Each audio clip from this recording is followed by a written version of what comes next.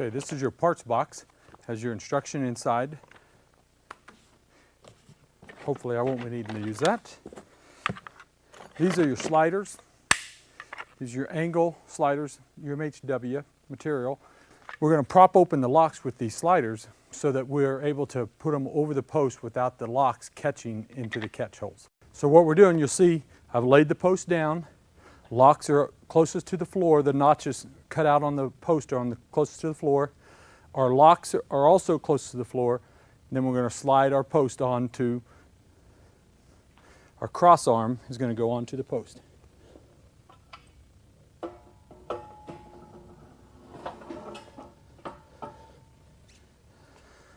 Once you get it on to that point, now it's a good idea to go ahead and put your angle sliders in so you don't scratch the post up going the rest of the way down to the locks. So we have our angle sliders that fit between the post and the slider bucket. This keeps it so you're not metal to metal. And all we're doing is going to put in the two angles so that it doesn't scratch when we slide it down.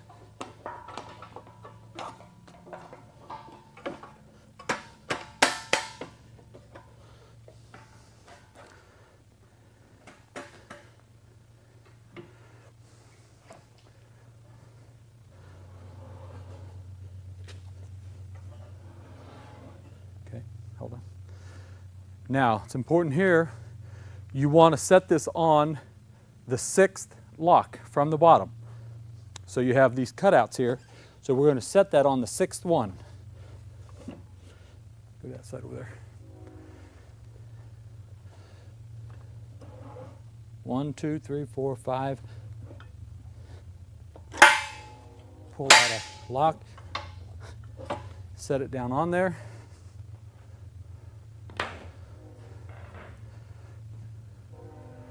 With two guys now, we'll pick this up.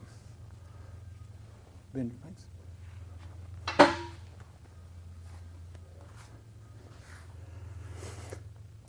And you have an H formed with your locks.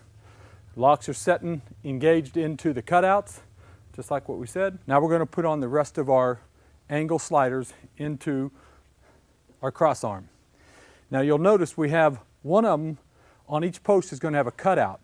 And what that cutout is for is so that it misses the lock. So when this is sliding on here, here's my lock, it has to be cut out so that the lock can insert in to that hole. So it's important that your cutouts, wherever the lock is on the cross arm, that one's going to go into that side. We have our H formed with our crossbar and two posts. An H formed with a crossbar and two posts, setting on the 6th lock from the bottom. And now we're ready to take off our packing bolts here on the end of this crate. This will raise up and we're going to set the lip up on the crossbar on both ends. This is where you'll need to have a cherry picker or the material handling lift to let it do the lifting for you. If you don't have that, you can have a guy on each side, undo the package bolt, pick it up, and actually set it up there yourself. Okay, oh, that's good. Now we're ready to unpack the package bolts.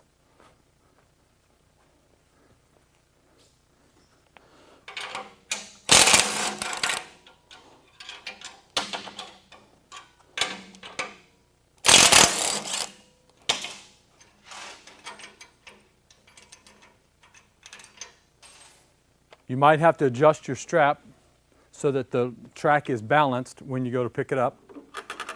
But once you do, you just raise it up.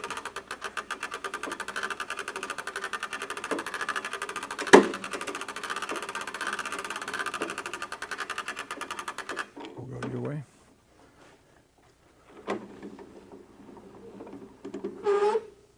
We've set one end on, and now we're going to scoot this one over underneath of it.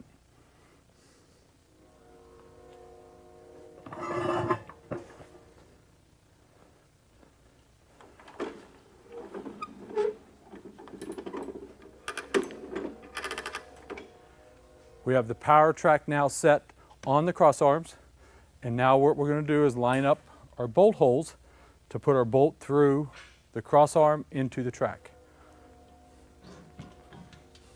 In your bolt box, you have your 3/4 inch bolts that are going to attach the cross arm to the track. And what you've got is the 3/4 inch bolt. You have a flat washer that will go on first. And then this is what's called the ramp clip. The bolt goes in from the outside with the flat washer showing, just like this.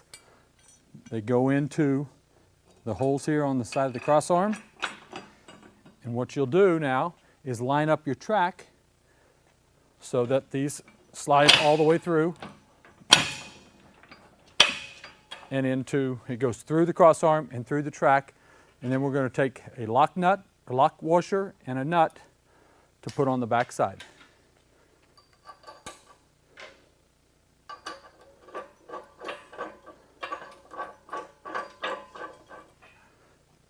And at this point, you just want to finger tight them.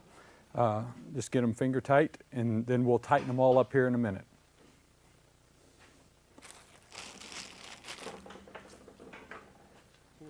Now we'll do the same thing to this side over here.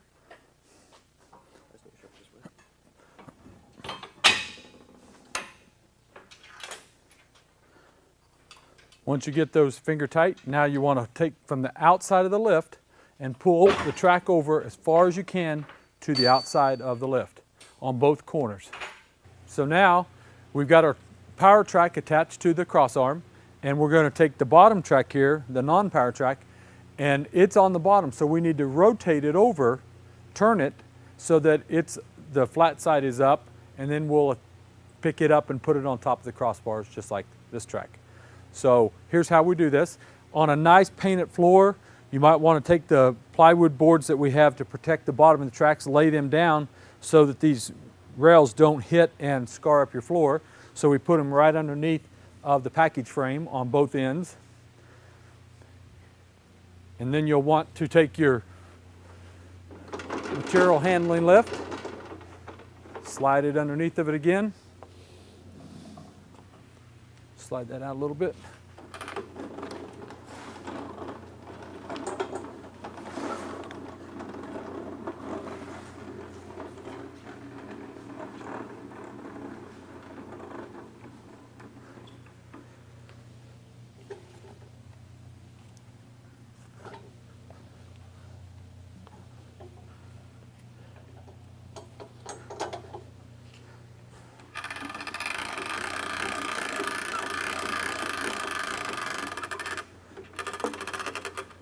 Once again, you got to kind of find the middle of your strap with the track.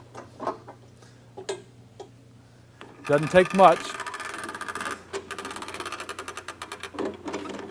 One more time.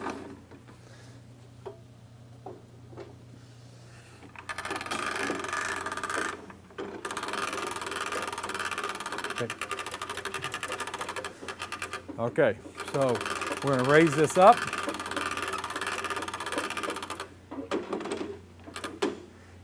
And then we're going to rotate this track in the sling of the strap, because we have our rails here that have to be on the inside just like this one. So we'll just actually rotate this around and we'll be in good shape.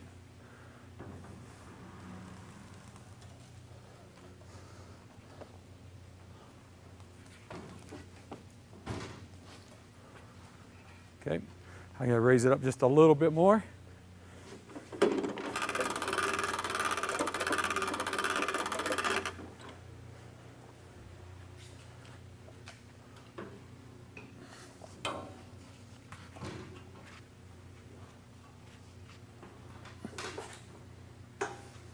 Okay, that's good. I'll set it down.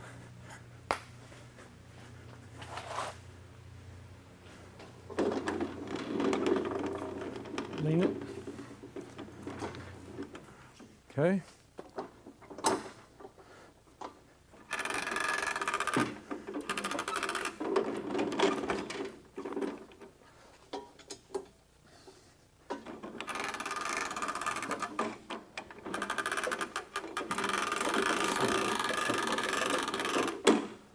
Okay, now we're going to take the end crates off of this one like we did the other one. Once again, it's a 3/4 deep, and a 3/4 open socket.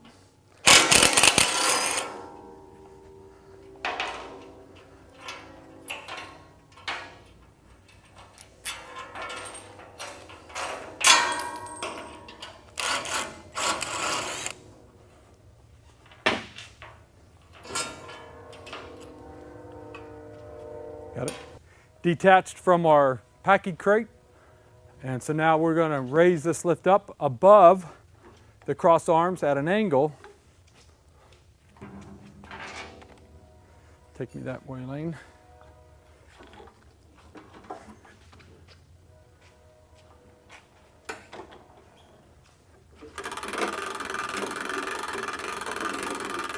And set her down onto the cross arm.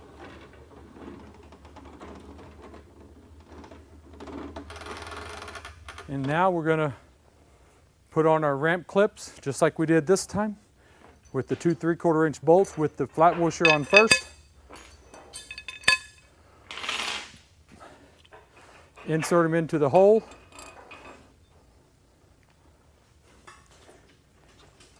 And then I just pull the track over till it lines up, till my holes line up and I know I'm in. Now we're going to do the lock washer and a nut to put on the inside. And this will attach your track to the cross arm.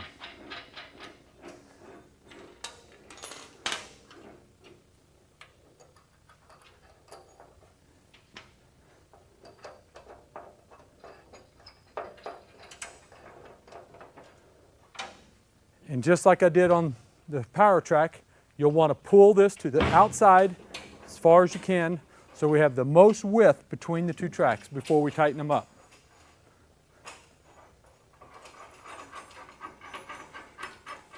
Got it?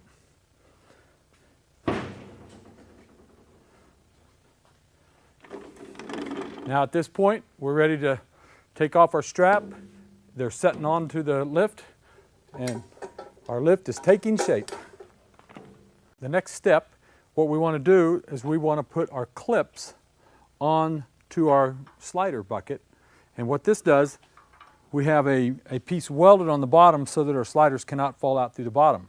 So now by attaching this, this will keep the sliders when the lift is going down, they can't slide up and come out. So if you ever had to change these, this is, you take the one bolt out and slide them out through the top. And what this takes is a Phillips screw with a washer,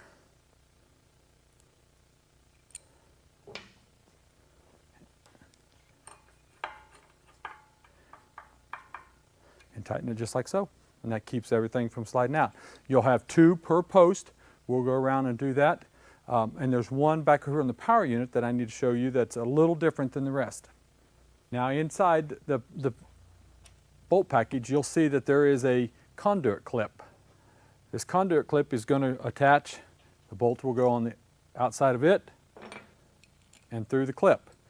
We've determined that this is our post that the power unit is going to set on because we have our hydraulic port sitting right here, so this is going to be the power unit. So what we do with this conduit clip, it holds this hose up out of the way .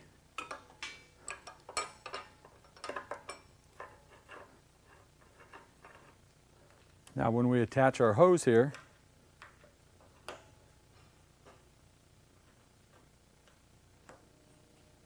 this conduit clip holds the hose on this slider bucket that goes up and down with the post, so it can never get underneath of it to be pinched. It keeps it completely out of the way. Okay, so once you've got this clip on, now we've tightened up our jam nut to our fitting that comes out. This is our hydraulic hose on the underneath that is already pre-assembled and hooked to your cylinder, so you don't have to mess with that. So the only one you're going to do is put this outside one on with a 3/4 inch wrench, tighten it up to where it's tight, and that'll be your only hose that you hook. And then we'll hook the other end to the power unit in a few minutes. These are your top caps. They go on top of the post that your cables will attach to. One of the top caps have 4 holes in it. They're pre-drilled and threaded for your convenience to be able to attach the power unit bracket to it. you're only going to use 2 of the holes. We put 4 in there so that you can position that bracket in 3 different positions. So you'll use 2 holes doing this direction, this way, or this way. And we'll show you how these go on to the post. But you have a left and a right. And so once you put the power unit one in, you're going to make the rest match it to be the same. We have determined that this is where the power unit is going to set on this post because we have a hydraulic fitting and we have the top cap that has the 4 holes in it. And we're going to insert this as a tube that will insert in on top of the top of the post. You want to make sure that the hole for the cable is going to be lined up with this pulley. So your cable is going to run right up here and into this top hole. So it will go on just like this. Drop it right in. Make sure you keep your fingers away because that will hurt. Okay, on these top caps, there's a right and a left. You have a straight cut, and then you also have an angle cut. Okay, you're going to, when you insert this in, you have the straight cut here, that's facing to the inside of the lift, and then the angle cut is facing to the back post, to the opposite end of the post. And that's how you have to set each post up so that you get the correct top cap in the right or left post. So once again, we have the straight cut, we have the angle cut. The straight cut's going to be facing on the inside, so I'm going to insert this. Just like so. I have the straight cut on the inside. The angle cut is pointing to the back of the post. And you'll set the others up just like this. Now, for your convenience, we've already routed all the cables into the pulleys and hooked them to the cylinder block so that you don't have to figure out which cable goes to which spot or which pulley. So what we've done is we've got them zip tied together. So we're going to cut the zip ties. And at this point, they've all just kind of fallen out to the corners. This one's going to go this side. This one's going to go over there. They've made it to where it's real easy to understand how they're going to be assembled. Once you've cut the cable ties, strap ties off, now the cables are dangling down below. You're going to want to thread them through the track. So we'll come up, thread it through this hole.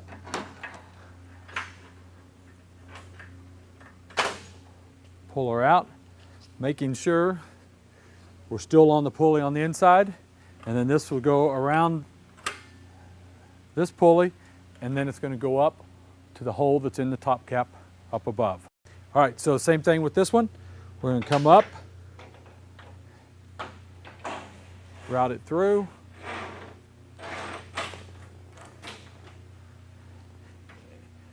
and then this cable is going to route right through this offside track.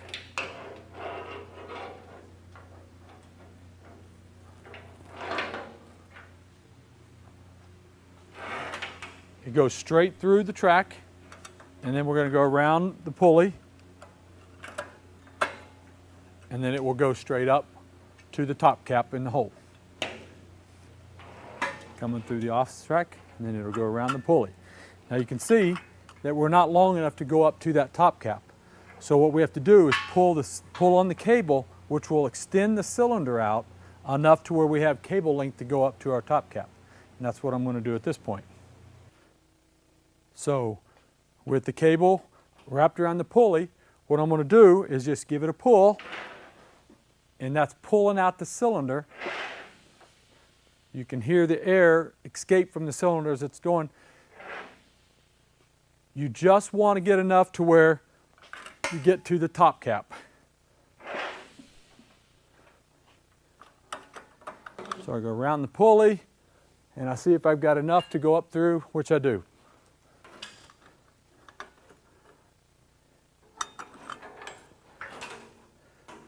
And I just lay them across the pulley like this and let them hang, because once I get the tracks all tightened up, then I'll crawl up onto the lift and put them all onto the top caps, put the cables through the top caps. I want to tighten up all of my bolts that are holding my tracks to the cross rails, and what I need is a 1 1/16 deep socket and a 1 1/16 open end wrench. You put it to the inside, and then you're going to tighten it up.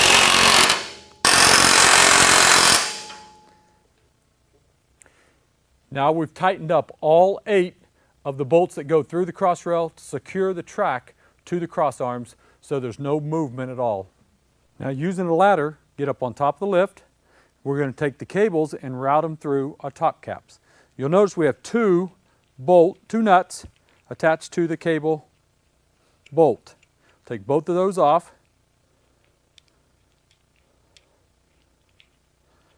Run your cable up through, and both nuts go on top. One is the first nut, and then you have the jam nut that'll go on top. To start off with, all you want to do is just make it go down to where it's flush with that second nut, so that your cable now is flush right here, and that's how you want to set it to start with before we start doing any adjustments. We'll do this to all 4 of the cables. Okay, now we're going to assemble our lock rods, which with this assembly here, you'll notice we have 2 long lock rods. We have a T handle short T-bar, and then we have a handled T-bar. You have 8 Heim ends, and you have 2 rods that you will need to insert the Heim. Just screw them right on, just like so. So we have 2 rods with Heims hooked to it. You have your number 6 Allen wrench head bolts and 4 lock washers. When we put these onto the lock, we'll put the Heim in, the lock washer on the back side. You'll see it when I put it together. That keeps this away from the lock so that the Heim actually swivels, gives it room to swivel. The first thing we're going to want to do is take our eye bolt, put the nut on. Inside the cross arm is threaded, so you're just going to thread this in 3 or 4 turns, and then put the jam nut up beside it. Use a 9/16 and a screwdriver in so that you can keep it straight. Tighten it down, just like so. Now our lock rod will run through this. Next thing we'll do is take one of the long lock rods. There's a nut on each end. You will have to remove that nut to insert it through the eyelet. Put the nut back on. This is a jam nut for the Heim. Now we're going to put our Heim in on. About 2 turns. And then, as I was telling you earlier, we're going to take the bolt, the Allen wrench number 6 bolt, run it through, put a lock nut on the back side of it, and then you can see that our lock is already threaded, and this will insert right into here. And you can use a number 6 Allen wrench, or if you have a socket Allen, it's a lot quicker.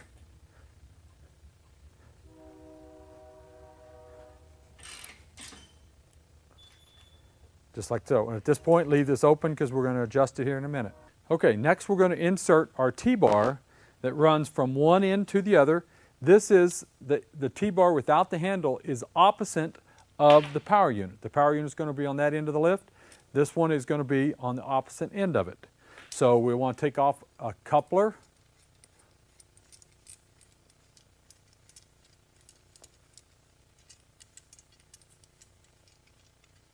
And a nut. All the way through. You'll notice there is a spacer here. What that does is going to keep it spaced away. Now when you're inserting this in, underneath the track there is a tube that this rod must go through. So you'll want to make sure to look under that it goes into that tube, and we'll show you that in just a second. But push that into that point. Take off these bolts and nuts.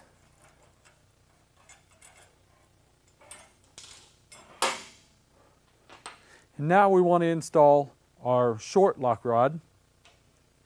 Put the bolt through, the lock nut on the lock washer on the back side, into the threaded lock hole.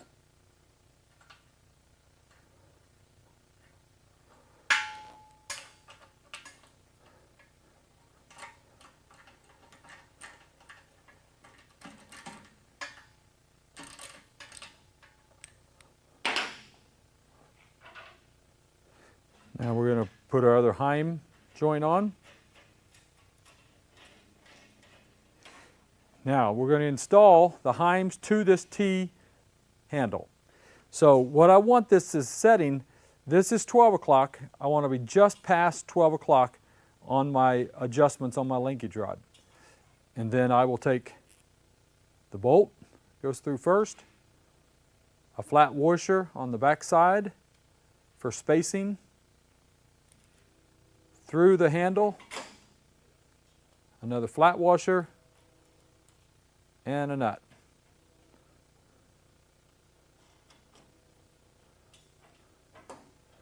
Like so, and then you'll do the same here. So right now, I'm way long, so I just want to screw this in.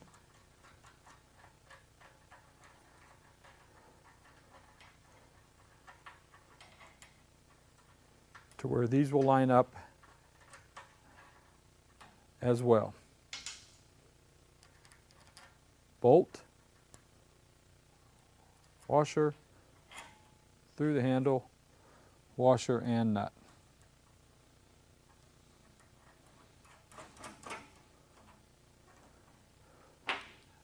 At this point you can tighten it up. This one is a 9/16 on the back side, and your number 6.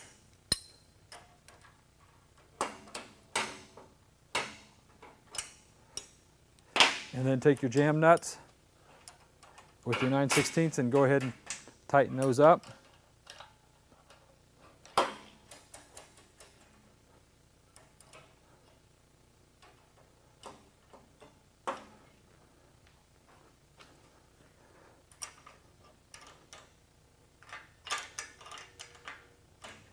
Just like that. And this side is done. You'll notice the long rod is on the top. The short rod is on the bottom. And this is setting just past 12 o'clock on the angle. And you'll be adjusted just right. Okay, we're done with the other side, opposite of the power unit. Now we're going to go to the power unit side. Put in our eye bolt. Screw this one in, 2 or 3 turns.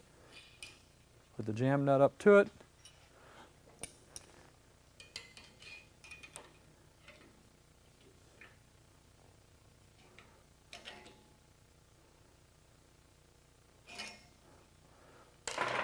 Like so. Take the nut off of the long lock rod.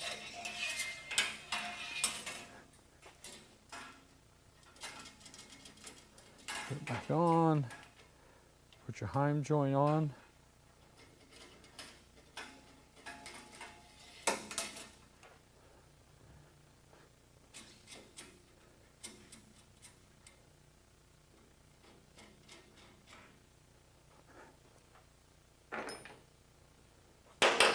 And we're going to attach the bolt through the Heim, lock washer through the threaded hole on the lock. Now we're going to attach the short rod, bolt, lock washer through the threaded hole on the lock.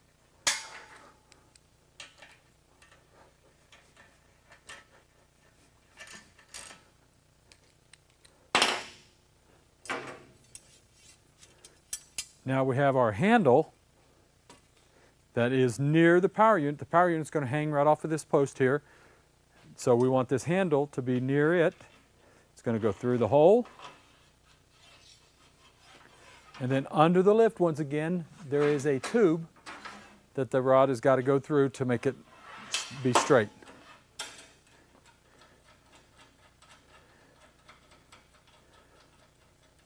We're going to take off these bolts that come on it already. Before we hook these pieces up, we have to connect this rod to the other rod at the end of the lift. And what we do that with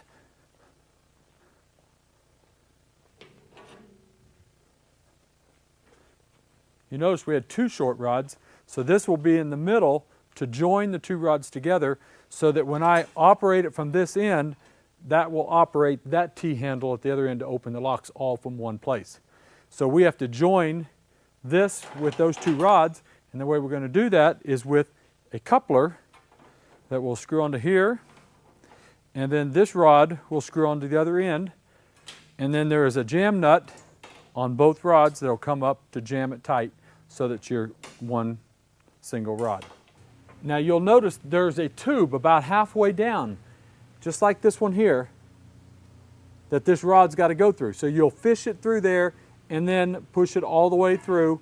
And now we're going to hook up this rod to this rod using a coupler and the jam nut.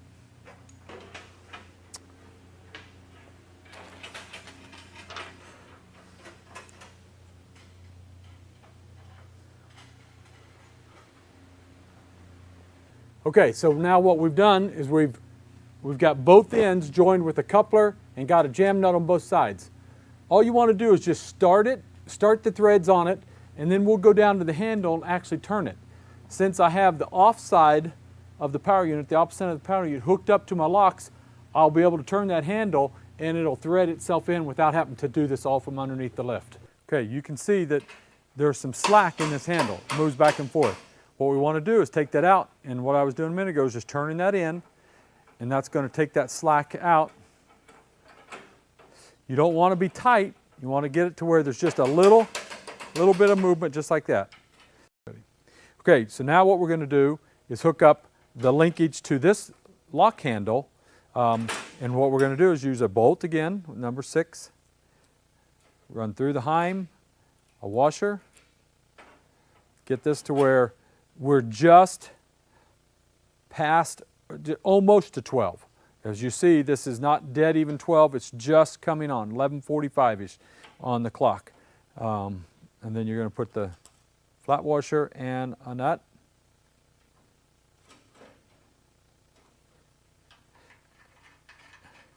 And then adjust this one to where it fits as well. Got the bolt, flat washer for spacing, washer, and nut. And at this point, you can go ahead and tighten these up. 9/16 and a number 6 Allen wrench. And then take your jam nuts. I'll come over here. Just tighten these jam nuts up to the heims. So now we're going to tighten up the 2 jam nuts to the coupler. We're starting with the furthest away from the power unit. So we're going to start with this jam nut first, jam it up to it, then come over here, this one, and tighten it down.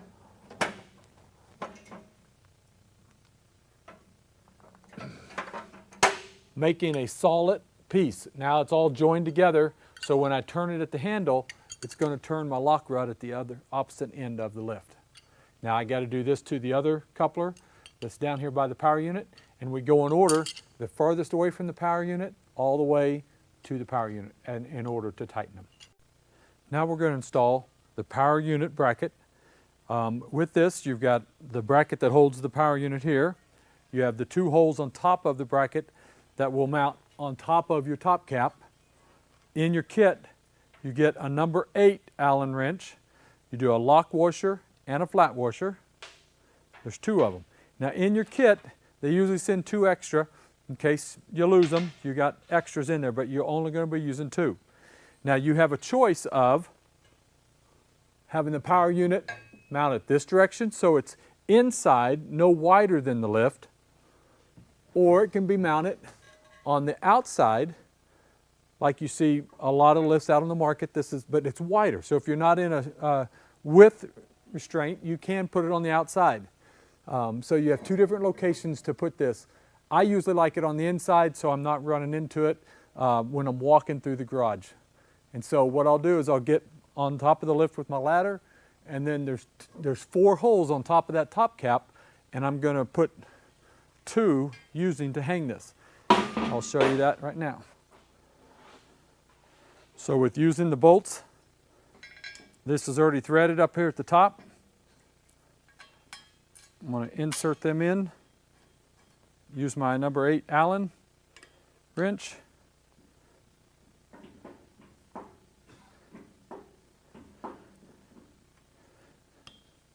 Now before I tighten them down, I want to use the 2 flat washers, and I'm going to shim this up so that the shim is going to go right in here on the top cap and on the other side of the bracket, making this to where when I tighten it down, it'll set level.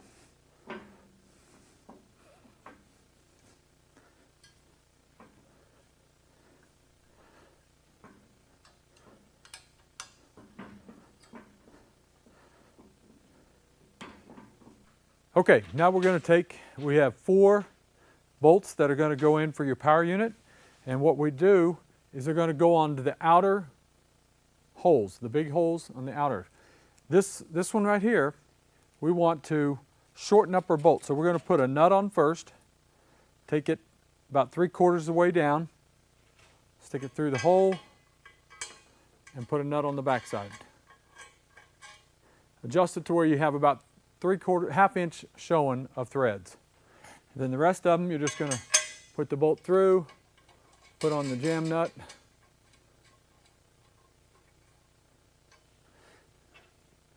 This makes it easy to put the power unit on because you have your studs now hanging out, and you can just put the power unit right up to it.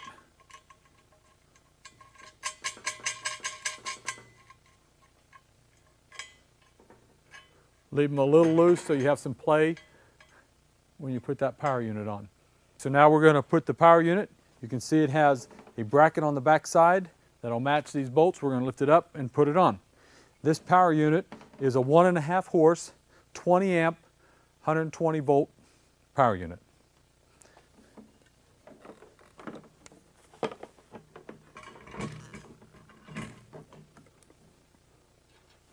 Once you get it on the studs, start one of the nuts, and then it'll hold it in place so that you can put the rest of them on.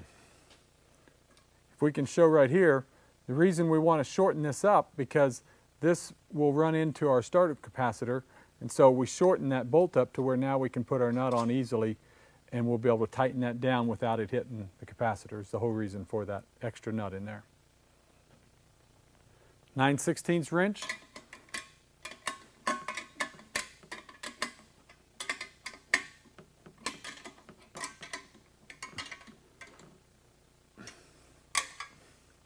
And there we go. We have the power unit mounted onto our bracket.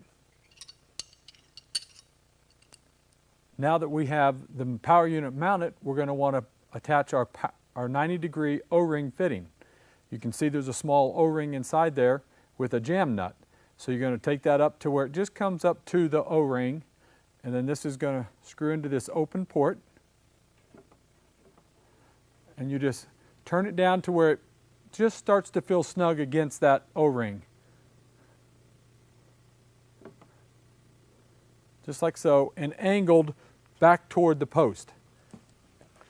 Okay, now we're going to take the other end of the hose and hook to this 90-degree fitting. The 3/4 inch wrench. Snug this down. And then you'll want to adjust this to where it's just not touching the tank. So it's just right at it. And then with the 3/4 inch wrench, tighten up this jam nut. And that seals that O-ring against the housing to where now this doesn't turn, it's sealed, we're ready to go. And this hose goes around and connects to the track that goes to the cylinder. Okay, so now we're ready to add the oil. You'll need a small funnel because this has a small port into this tank. So you need a small funnel with a little hole. Then an assistant to hold that for you. And then what we use is AW32 hydraulic oil. You can buy that at O'Reilly's, AutoZone, Advanced Autos, anywhere. You're going to need about almost 3 gallons of it to fill it completely.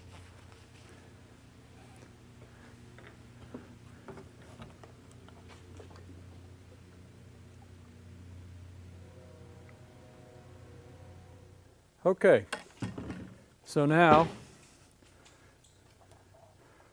we have filled it to where there's a max line right here on this that says minimum, and then you can see on the edge right here It's full right to the top.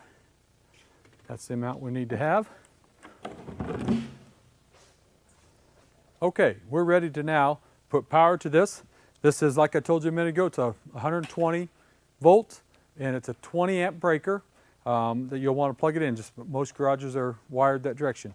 If you have to use an extension cord, make sure you use a 12 gauge heavy duty cord, not a 16 or 14, because you lose too much amperage drop in that cord. Once it's plugged in, now you'll see that the oil is full. We're going to push the button here, and that's going to run. It's going to pump oil out of this tank and fill up the big cylinder that's underneath this ramp.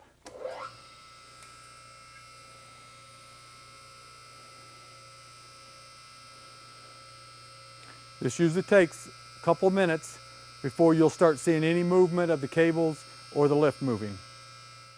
At this point, you're raising this up. You want to make sure that all your cables stay on the pulleys as things starting to get tight. You want them to stay on to that point so it picks it up tight against your pulley sheaves. Okay, and we have liftoff.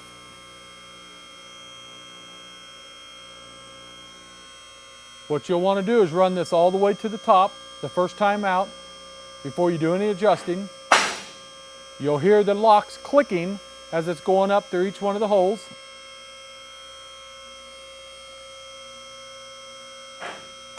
At this point, we have not adjusted them, so they're not clicking all at the same time. We'll do that in just a minute.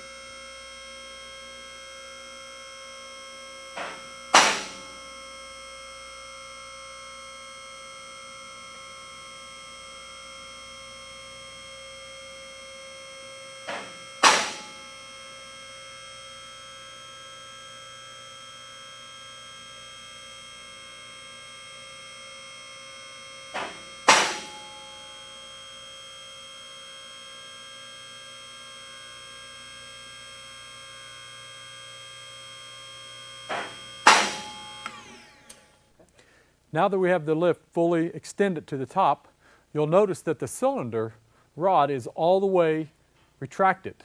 That means you're at the full lifting point, and that means at this point the cylinder is full of oil and the reservoir only has a little bit left. When the lift goes all the way down, it pushes the fluid back into this reservoir and fills it back up, and then the cylinder is empty. You'll notice on our lifts that we have some wheel blocks on our cable block that keeps this retainer straight, so it doesn't allow it to turn and scratch up the bottom of your lifts. You can see that we also use long swedges so that the cable end has got a long swedge on the end of it, just helping you more security built into your cable to where you don't have to worry about that swedge coming off. If you look at the opposite end over here, you can see the cables going around each one of the pulleys, and then we also have cable keepers. These bolts that run up right beside it it's right next to them pulleys. The cable cannot come out of the groove.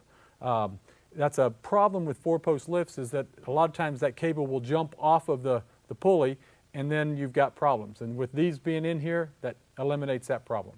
Now that we had the lift fully extended, we want to come down to bleed all the air out of the system. So we're going to open up the lock handles, and you'll notice that opens up the locks on all 4 corners. Then you have a hydraulic release valve you're going to push down, and that's going to let the lift come down. It's going to come down slow until all the air is out of the system. When it gets down to the end, you're going to see the tank here, air bubbles, bubbling up into that tank and letting you know that it has bled all the air out of the system. One of the reasons why this goes slow is because built into our cylinder, we have a flow restrictor. It's a small orifice that only allows that fluid to come in and out at a slow pace. So that if you ever had a hose break, you don't have to worry about the lift dropping at a fast speed, because it's only going to come out as fast as it does right now. It just would go onto the floor instead of back into the tank if a hose would happen to break. First time down, you're also going to notice that it's going to align the post. When these cross arms go down with those collars wrapped around them, it will straighten up the posts and line them up automatically as you go down.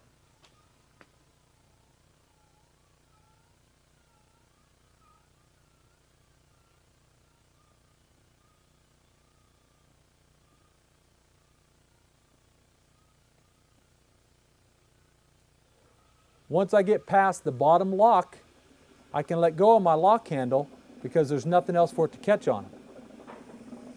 And you might be able to hear or see the air is now bubbling back into this tank, letting me know that I am bleeding all the air out of the cylinder.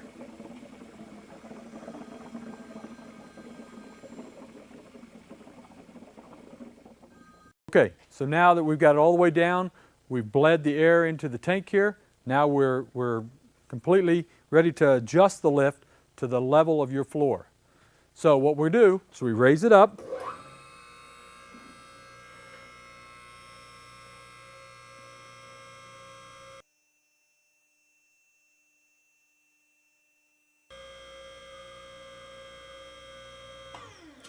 And what we're going to do is we're going to use this slider that's sliding up the post as a gauge. So we're going to make this to be flush to one of the lock holes. So the top of this slider is flush to the bottom of a lock hole on this post. And then I'm going to come over to this post.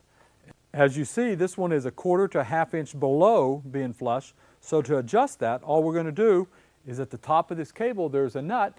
We're going to tighten that up 1/2 inch, and that will raise this up to where this is flush. And then I'm going to do the same thing with the other 4 posts. This one over here is a full inch, 1.25 inches down. So we will adjust these up by tightening up those cables, and then we want those locks to all fire at the same time and be good and level. Okay, now we're going to check for the levelness to make sure that after we've adjusted it that they're all level. I've got this one flush to the bottom of a lock. Let's look over to this side over here. You'll notice I'm flush here. Let's go to the back post, and you'll see that we're flush here to the bottom, and the other post we're flush here. That means that now that the lift is setting level to the floor. So if your floor has a little slant on it, the lift will set just like it would be on the floor. So the whole object of having it level is that you want the locks to fire all at the same time when it goes up. And so now I'll turn it on, and you'll listen to the lock and you'll hear the one click, meaning that all the locks are engaging at the same time.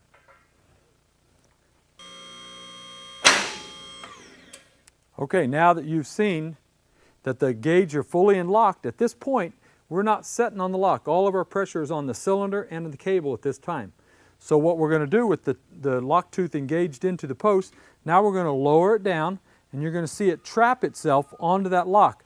With down pressure setting down onto the post, we have a stop here that the top of the lock is resting on, taking all the pressure off of the cables at this point, and now on all 4 corners of the post, we're setting on the lock to where it's safe to work under it, store a car, and you're not worried about it coming off. You can't take it off the lock until you actually raise the lift up. So you have to raise it up till this handle moves about 1/2 inch. When you see this handle move,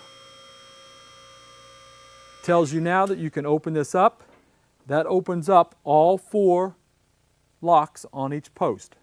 We have a high tension spring on there to where if something were to go wrong, you let go of this and you'll see that the locks fire back into the post and will stop at the very next lock hole for safety. Now if you were going to lower this lift, you have to open up this lock handle, which disengages the locks, and hold it as you release the lever here on the side, the hydraulic lever. Now the lift will go down with ease. Once you get past the very bottom locks, you can let go of this lever and it'll go all the way to the bottom.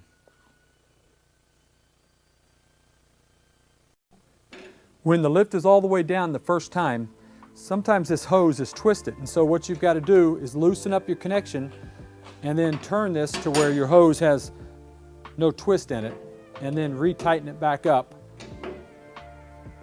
so that your hose runs straight out without a twist in it. It's an easy thing to do, and when it's all the way down, there's no pressure in that, so you don't have to worry about any squirt or leak coming out from that fitting.